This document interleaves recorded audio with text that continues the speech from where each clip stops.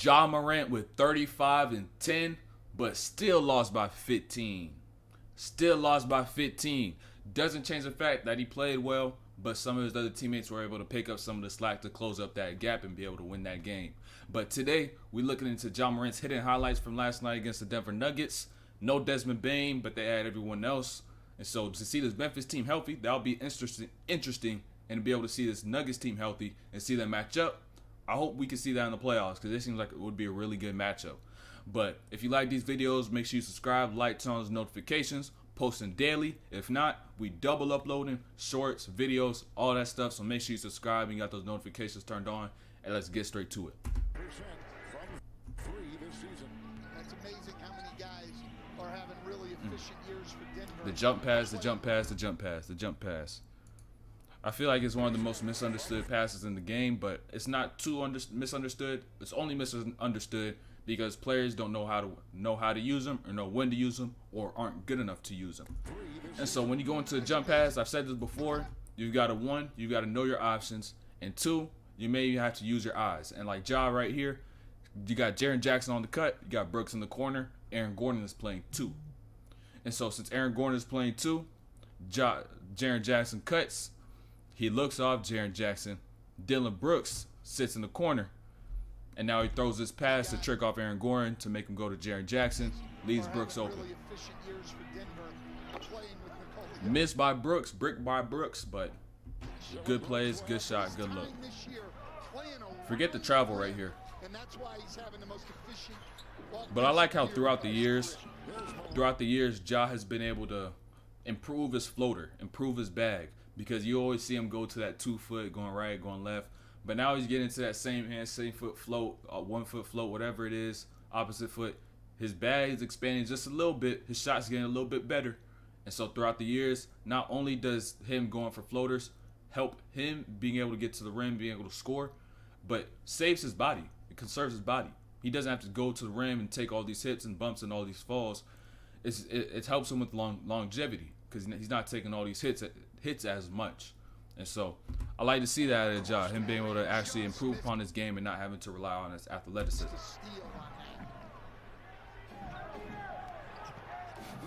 Hey, before that we get to that charge, Jokic be out of there. Hey, this is like the 3rd time Ja has hit Jokic with this same move and Jokic was gone. Hold on, I need to go back. Let me go back. I need to go back. Offensive year of his career. Morant just missed the steal on that. Jokic be gone.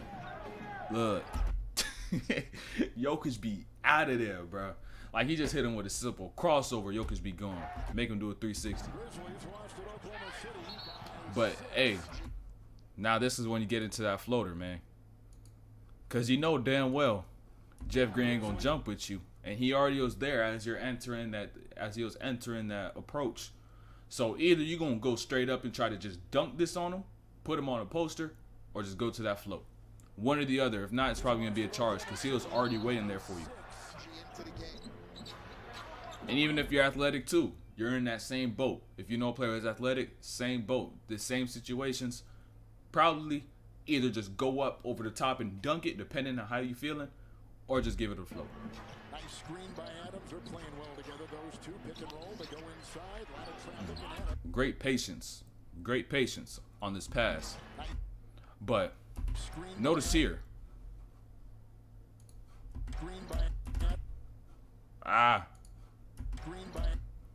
Brown is making this tag, but he's baiting this tag. You notice how he was stutter stepping this just to throw Ja off and not make him want to not throw that pass, right? And so instead of Ja throwing this right here, because you got Brown right here on this help who could make if he tries to throw this pocket pass, boom, steal below, throw this over the top, he can still steal this up high.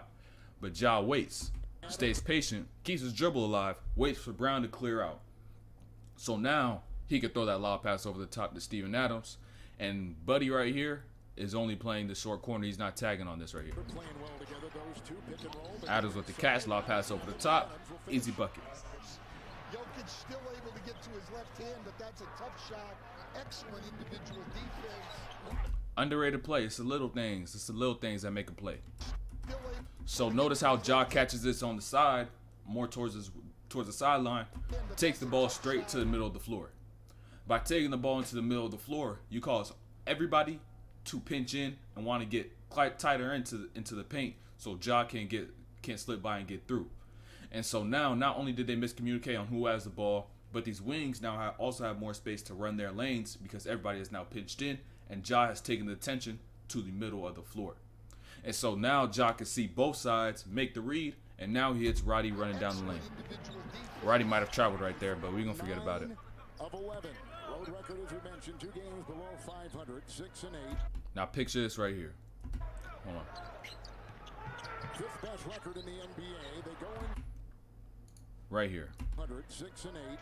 You saw how Ja didn't snake the screen until he got to the paint on this play, right? But think about this. If you coming off this pick and roll, and instead of snaking this so late that you're already in the paint, now you don't have as much space as if you were to come off the screen, snake it tighter, and get all the way towards this elbow right here. Because not only will that give Ja more space and more room to be able to see the floor, that also gives more space for Jokic to have to play two until Adams rolls to the rim. And so by doing that, Ja can either get into his float, drop it off to Adams, depending on how Jokic wants to play this. And knowing Jokic, he'll probably drop back, and Ja will be able to get that float. And if he doesn't get that float, it'll be because Bruce Brown right here, then you got to kick to Brooks in the corner. So just by snaking off the screen a little tighter. Record in the NBA. They go into Adams, fumbled it away. Jokic digs it out ahead to Brown. He's got a lot of nuance to his defense. Yeah, great with Now I also notice how Ja's been able to start playing off the ball a little more when Tyus Jones gets in the game. It's great for his usage. Doesn't make him not have to do too much work. But now when you get off the ball, you want to be able to create space and be able to create angles like you do with the ball screens, like you do with all this other stuff, right?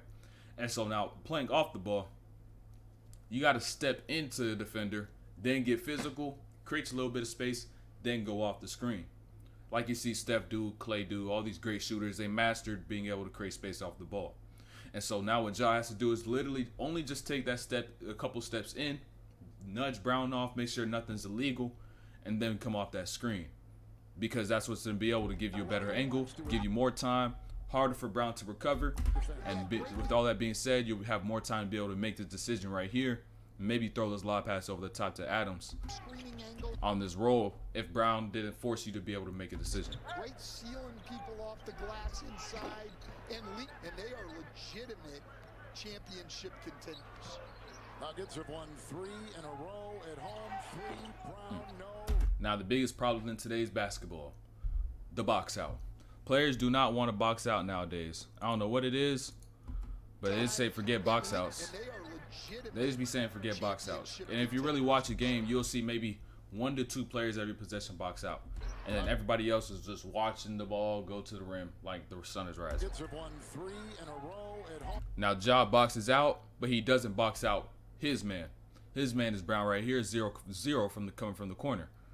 And so Ja hits Tyus Jones's man while Tyus already had his man covered on this box out. And so now Ja's man comes in and gets that rebound coming up from that corner. So anytime you see a shot go up, anytime your players see a shot go up, depending on who you are, if you coach, you play, don't matter what it is, a fan, box out your man. Because if each man boxes out their own man, majority of the time, you will be able to get the defensive rebound.